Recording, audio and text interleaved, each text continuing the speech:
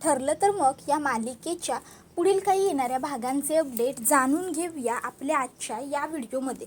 चला तर मग प्रेक्षकांनो, सुरुवात करूया आपल्या आजच्या व्हिडिओला. तर इथे आपण पाहणार आहोत की कशा पद्धतीने आता अर्जुनच्या बाबतीत हे सगळं काही कुणी घडवून आणलं याचा छडा लावत दुसऱ्या बाजूला आता इकडे श्वेताचं सुद्धा भांडाफोड इकडे आता चैतन्य करणार. आता नेमकं कसं आणि काय घडतं या सर्व गोष्टीचे अपडेट आपल्या ह्या व्हिडिओमध्ये सविस्तर पाहूया.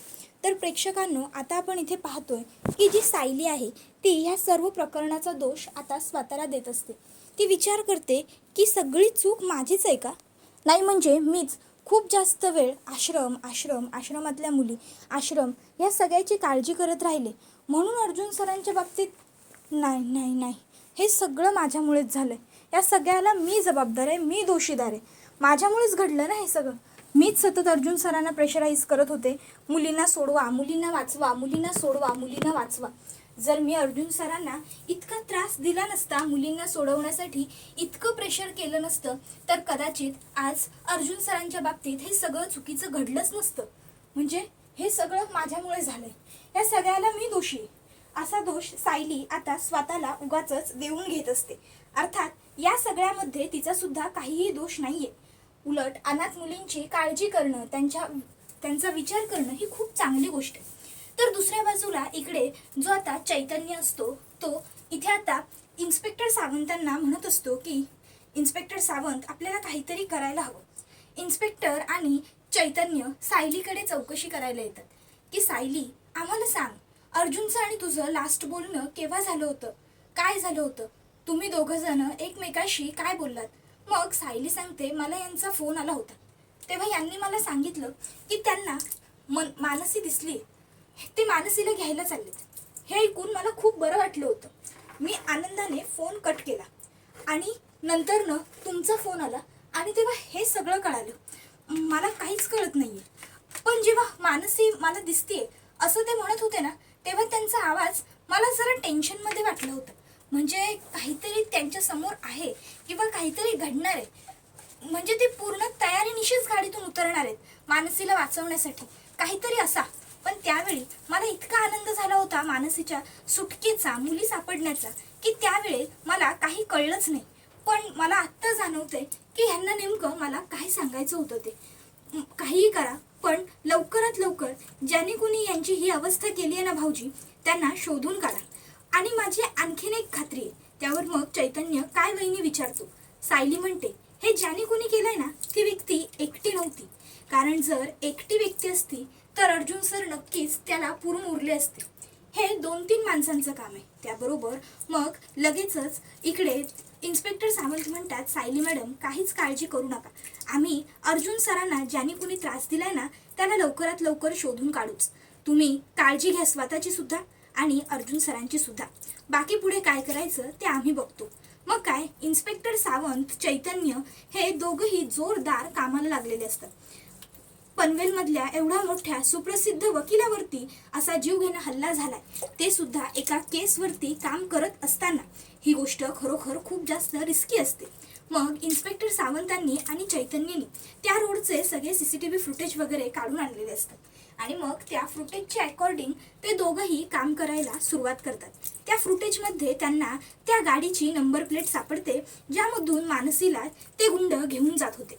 नंबर प्लेट सापडल्याच्या नंतर मग ताबडतोब आता त्या गाडीची चौकशी केली जाते. गाडीच्या मालकापर्यंत पोहोचल्यानंतर मग आपोआपच गुन्हेगारापर्यंत ते लोक पोहोचलेले असतात.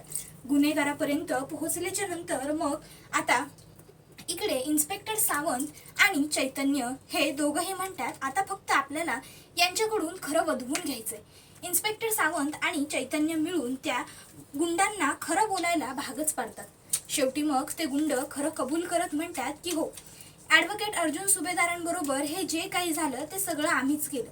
मानसीला किडनॅप सुद्धा आम्हीच केलं होतं आणि हा सगळा प्लॅन होता.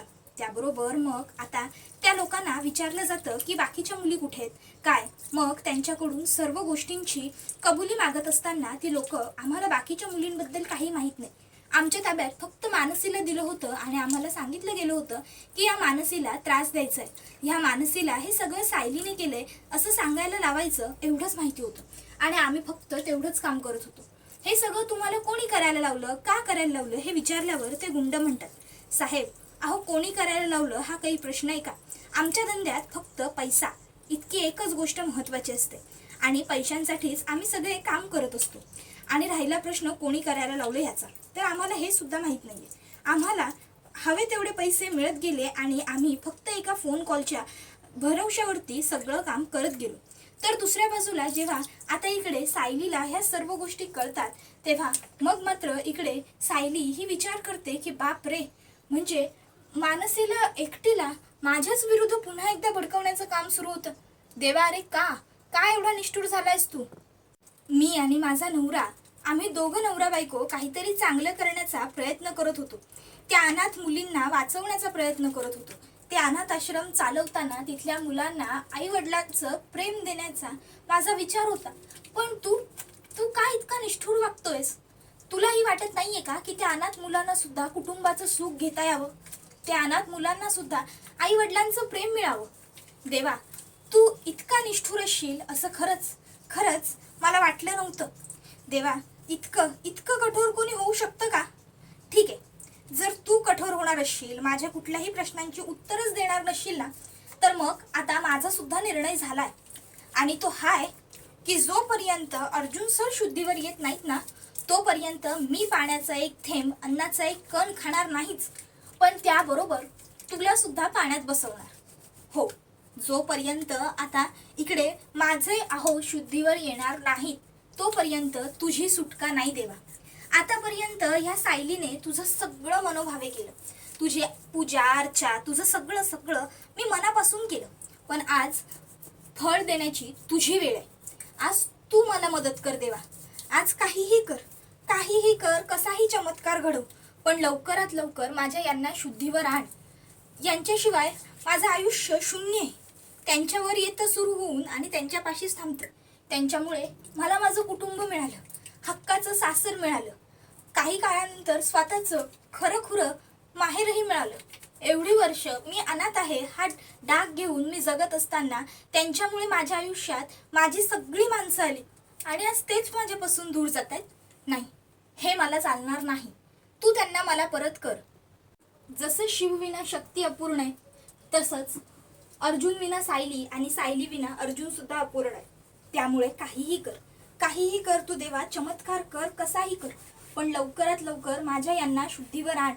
माझ्या यांना बरं कर देवा, बरं कर यांना, बरं कर. असं म्हणत आता सायली ही देवाच्या समोरची हलत नसते. आता सायली हिच्या मनात राहून सतत तेच विचार फिरत असतात. या सगळ्याला मी दोषी आहे, हे सगळं माझ्यामुळे घडलंय. मी यांना मुलींना शोधण्यासाठी प्रेशराईज केलं. जर मी यांना तिकडे जाऊच दिलं नसतं, तर मी हट्टच धरला नसतो, तर त्यावेळी कल्पना तिकडे आलेली असते. कल्पना सुद्धा सायलीवर जरा नाराजच असते. ती म्हणते, बघितलंस ना सायली, स्वतःचा हट्ट असा पूर्ण केला, स्वतःचा हेकाच धरून बसलं की काय घडतं ते. जर तू हट्ट केला नसतास ना, त्या मुलींना काहीही करून लवकर शोधा असा, तर आज अर्जुन तिकडे गेलाच नसता.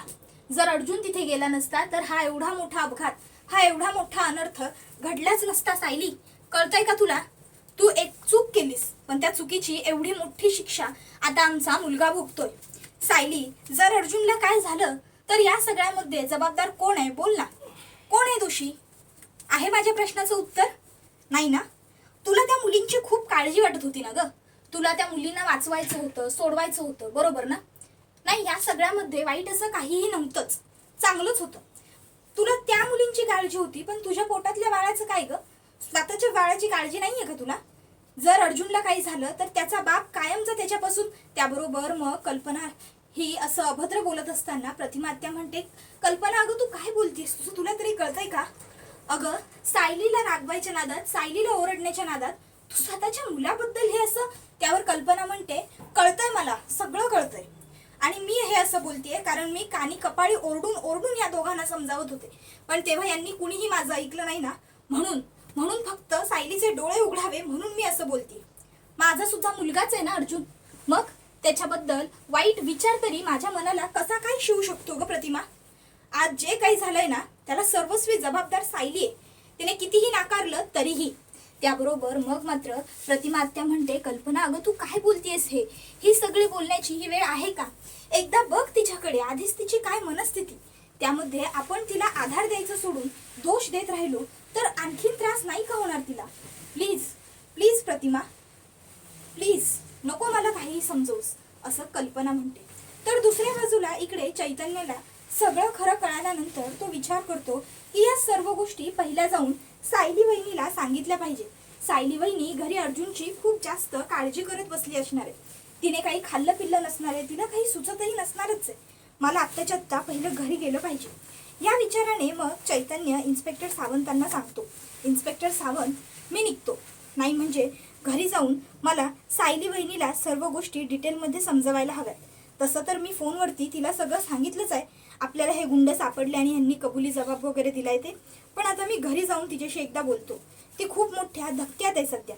त्यावेळी इन्स्पेक्टर म्हणतात की हो नक्कीच चालेल, या तुम्ही. त्यानंतर मग आता लगेचच इकडे जो चैतन्य असतो तो घरी येत असतो. तर त्याच वेळी त्याला तिथे श्वेता फोनवरती बोलताना दिसते. आता श्वेता ही सचिन बरोबर आणि राकेश बरोबर बोलत असते. अरे कशी माणसं आहेत रे तुमची, तुमच्यासारखीच आहेत का खोटारडी कुठची? अरे 2 फटके काय पडले, ताबडतोब सगळं खरं बोलून गेले. अरे इतका मार सुद्धा खाऊ शकले नाही का ते तुमच्यासाठी? अरे मला काय सांगताय? मी काम करून घेतलं असतं ना तर 100 नाही 110% माझ्या माणसांनी कधीही आपलं नाव घेतलंच नसतं. आणि मुळात मी गुंड नाहीये तुमच्यासारखी, तर ह्या अशा खून खराब्याच्या गोष्टी करत बसू. कळलं ना? मी एक सामान्य व्यक्ती आहे, हे विसरू नका. मी फक्त ह्या कामामध्ये तुम्हाला मदत करायची ना म्हणून इन्व्हॉल्व झाली आहे. तुम्हाला काय वाटतं मी सुद्धा तुमच्यासारखीच आहे का? हे बघा, विसरू नका माझी ओळख काय येते, विसरू नका मी कोण येते. मी इथे जास्त काहीही करू शकत नाही तुमची मदत. जर चुकून जरी त्या सायलीला किंवा इतर कोणाला माझ्यावरती थोडा जरी संशय आला ना तर संपलं सगळं. इतक्यात आता त्या ठिकाणी चैतन्य पोहोचतो. चैतन्य बघतो की इकडे श्वेता ना खूप अग्रेसिव्हली कोणाबरोबर तरी फोनवरती बोलत आहे. चैतन्याला संशय येतो की श्वेता कुणाबरोबर एवढं अग्रेसिव्हली बोलत आहे. मग चैतन्य तिकडे येतो आणि विचारतो, श्वेता काय झालं? तू कोणाबरोबर इतक्या अग्रेशनमध्ये बोलत आहेस? श्वेता म्हणते मी. त्याबरोबर आता मी असं बोलताना सुद्धा श्वेता चाचपडत असते. श्वेताच्या हातातला इव्हन फोन सुद्धा खाली पडलेला असतो.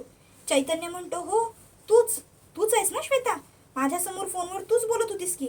मग काय झालं? कोणाबरोबर इतक्या अग्रेशनने बोलत होतीस? काय विचारतोय मी? आता मात्र श्वेताकडे काहीच उत्तर नसतं. चैतन्य म्हणतो, श्वेता बोल ना, मी तुझ्याशी बोलतोय, तुला विचारतोय. काय झालं? कोणाशी बोलत होतीस तू? आणि मी आल्यावर फोन असा पटकन खाली का टाकून दिलास? फोन कट झाला तुझा. त्यावर श्वेता म्हणते, हो फोन कट झाला माझा. मी नाही मी कशाला घाबरेन? मी मधुभाऊंबरोबर आणि कुसुमताई बरोबर बोलत होते आणि अचानक मागून तुम्ही आलात ना चैतन्य सर, त्यामुळे माझी थोडी गडबड झाली, धांदळ झाली आणि म्हणून फोन कट झाला. बाकी काही नाही. मी कशाला तुम्ही आल्यावर घाबरेन? मी घाबरायसारखं काय केलंय? काही नाही. अचानक आलात ना तुम्ही म्हणून थोडीशी भीती वाटली, बस, बाकी काही नाही. त्याबरोबर मग चैतन्य म्हणतो, नक्की ना? त्यावरती म्हणते, हो ऑफकोर्स, नक्की ना म्हणजे काय? नक्कीच. त्याबरोबर मग खरं तर चैतन्याला संशय मात्र तिच्यावरती आलेला असतो. ती चैतन्याच्या समोर उभीच असते. चैतन्याला तिच्या परफ्यूमचा आजही वास येत असतो. चैतन्य तिला विचारतो, श्वेता मला एक गोष्ट सांगशील का? तुझा हा परफ्यूम तू कुठून घेतलायस? कारण मला ना ओळखीचा वाटतोय हा वास. तू मला सांगू शकशील? तशी लगेचच श्वेताला आठवण होते. श्वेता जेव्हा साक्षी होती तेव्हासुद्धा हाच परफ्यूम वापरायची, कारण हा तिचा फेवरेट परफ्यूम होता. आणि मग ती विचार करते, बाप रे, मी ही एवढी मोठी चूक कशी काय केली? माझ्या लक्षात ही गोष्ट कशी काय नाही आली की या चैतन्याला माझ्या परफ्यूमचा वास लगेच समजू शकतो. हा माझ्याबरोबर माझ्या बेडवरती राहिला आहे आणि आता शिट मी एवढी मोठी चूक केली. मग ती म्हणते, अहो नाही चैतन्य साहेब, माझ्याकडे कुठून येणार एवढा महागडा परफ्यूम? मला तर माझ्या एका मैत्रिणीने दिला होता, तिला तिच्या मालकिनीने दिला होता. त्याबरोबर चैतन्य म्हणतो मालकिनीने. त्यावरती म्हणते हो. अहो म्हणजे धुणं भांडी करायला जाते ना माझी ती मैत्रीण, तर तिला तिच्या मालकिनीने तो परफ्यूम उरला होता तो दिला होता, म्हणून तिने वास छान असल्यामुळे मला दिला. बाकी काय, माझ्याकडे कुठून येणार एवढा महागडा परफ्यूम, मला तर माहीतही नाही याचं नाव काय. चैतन्य ठीक आहे म्हणतो. त्यानंतर श्वेता तिकडनं आतमध्ये ताबडतोब निघून जाते. चैतन्य मात्र त्या विचारात मग्न राहतो. मालकिनीने दिलेला परफ्यूम, इतका चांगला परफ्यूम खरंच मोलकरणीला कोणी देऊ शकतं का? चैतन्याच्या मनात मात्र सतत श्वेताबद्दल ना संशय येत असतो. श्वेताचा परफ्यूम, श्वेताचं वागणं बोलणं कुठेतरी सतत त्याला खटकत असतं. आज अचानक तिने फोन कट करणं हे त्याला पटलेलंच नसतं. त्याच्या विचारसरणीत हे बसतच नसतं की मी आलो म्हणून श्वेताने फोन का कट केला. असं काय होतं की जे मला कळू द्यायचं नव्हतं. जर ती मधुभाऊंबरोबर आणि कुसुमताईंबरोबर बोलत होती तर ती त्यांचं बरोबरचं बोलणं कंटिन्यू करू शकत होती. मी काय मधुभाऊंना आणि कुसुमताईला ओळखत नाही का? तर इकडे जो राकेश आणि सचिन असतो तो इकडनं हॅलो हॅलो हॅलो करतच राहतात, पण श्वेताचा फोन तिकडनं आधीच कट झालेला असतो. शेवटी मग आता इकडे श्वेता, त्याचबरोबर सचिन, राकेश, इकडे प्रिया आणि तिकडे नागोबा, ह्या चौघांनाही एकाच गोष्टीचं आता टेन्शन येऊन राहिलेलं असतं.